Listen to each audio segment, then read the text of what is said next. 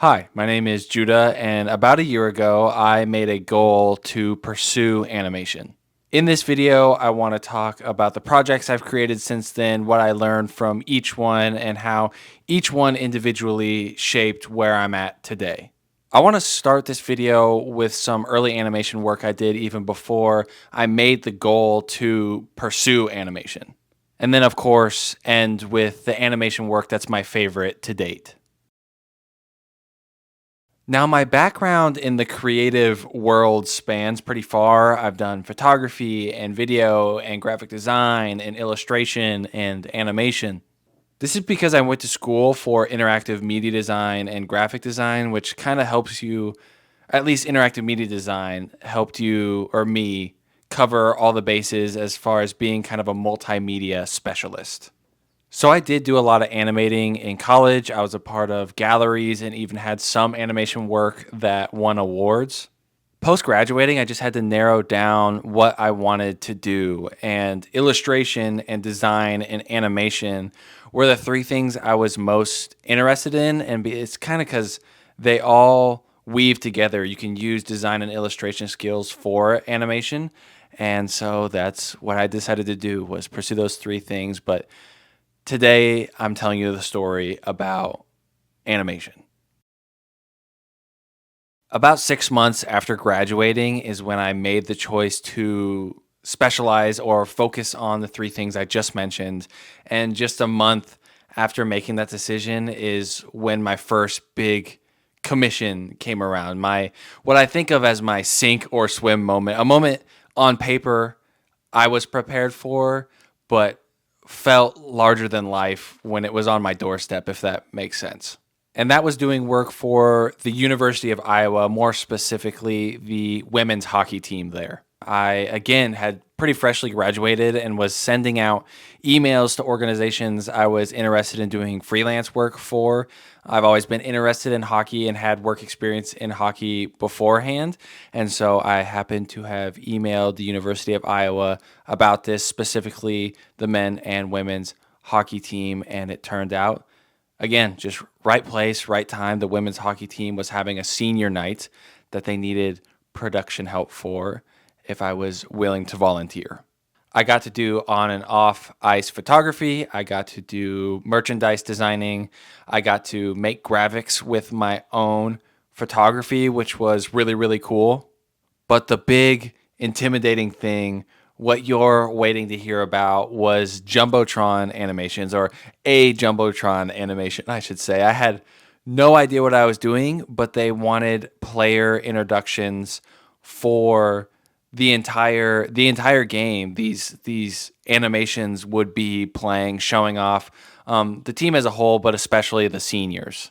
To show up to a hockey game in an arena where I'm there to take photography, which is already so fun, and see the animations I produced up on the Jumbotron for the entire game was such like a big kickoff moment for me with animation. It was, I mean, I was in awe. I have an iPhone video that I took of my animations playing from ground level, from where the ice is, and of course I can play the animation for you on screen if I haven't been already. While that opportunity was absolutely so incredible, and I thank the team for allowing me to be a part of their senior day, that was just kind of scratching the surface when it came to animation. That was a very motion design heavy project, which is a style of animation, but it's more custom typography.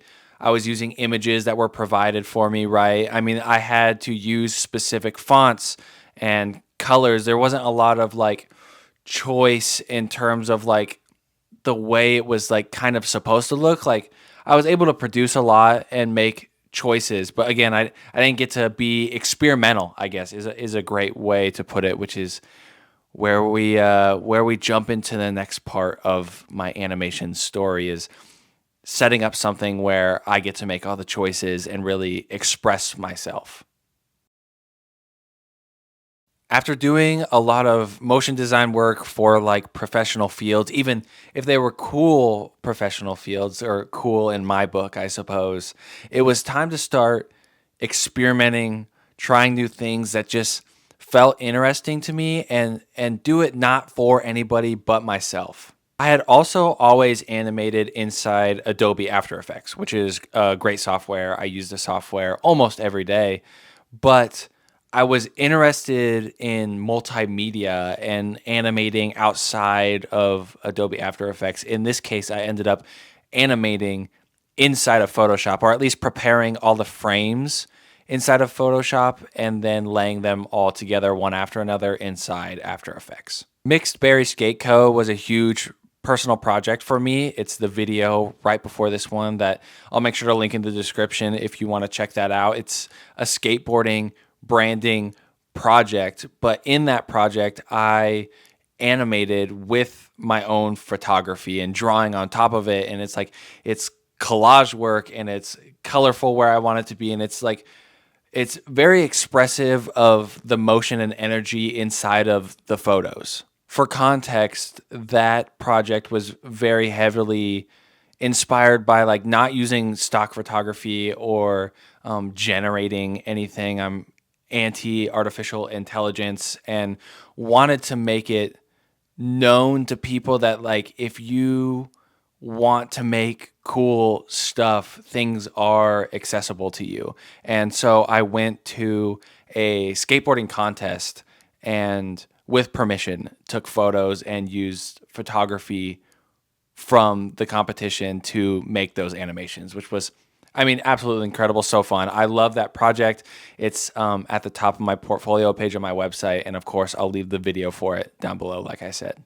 But those three tiny little animations inside this like massive project were so important in catapulting me to be excited about animation and finding out that I can be weird and experimental, and honestly started shaping stylistically how I think as an animator. Now, really, where I feel like I have found my stride in animation, where to present day, is in the music industry. I've been so blessed and I'm so thankful for the opportunities that I've been given over the past like year or so. It's maybe 6 months. I can't remember when the first one exactly was, but being able to be commissioned to design album covers. And when I design album covers, I design graphics for the band or artist to use as promo. And then immediately I proposed the idea of doing animations that not only they can post on their page, but to loop on Spotify as the song plays. I especially love doing these animations and just making cover art in general, but we're talking about animations right now because I get to take what I did for the album cover and the graphics and decide how it's going to move and how I can send this message or add to the audio experience with visuals with these animations. And stylistically, they are like full of choices where I had 100% free will. You know, I've had a lot of opportunity with these artists being like, yeah, we trust you to do your thing, which I'm so thankful for. So I guess what I'm trying to say is every time I do one of these animations, the process looks sometimes a lot different, but at least a little different, which is it keeps it exciting and fun, and I keep learning. And obviously, I'm trying to tell you, I have so much fun doing it. All of these animations you're seeing on screen right now, I will link the songs in the description so that you can just go see them out in the wild and check them out for yourself. These are also hosted on my website if you're interested in seeing them, or on my Instagram page. I don't upload reels, but in the reels section, I have the animations. So if you want to check them out, there's a lot of spots to go check them out. I would just encourage you to go to the song links so that you get the audio experience with the visual animation experience. That's just, I don't know, that's just like the coolest way to go look at them. But I'll play them on screen as well. But yeah, go support those artists. You've made it this far in the video. Hopefully you'd be at least a little interested in going and seeing them where they're meant to be seen.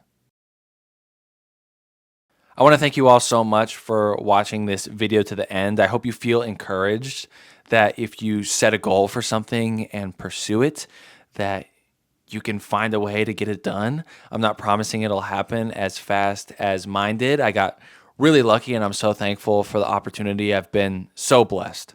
I apologize for my short absence on YouTube. I want to make more YouTube videos, but like I said, I've been busy with commissions. Just my commissions are filling up a lot of time. I have a lot of video ideas, a lot of things to talk about, really cool projects that I just haven't made videos about. They're coming, I promise. If you've watched all the way to this point, make sure to subscribe for more.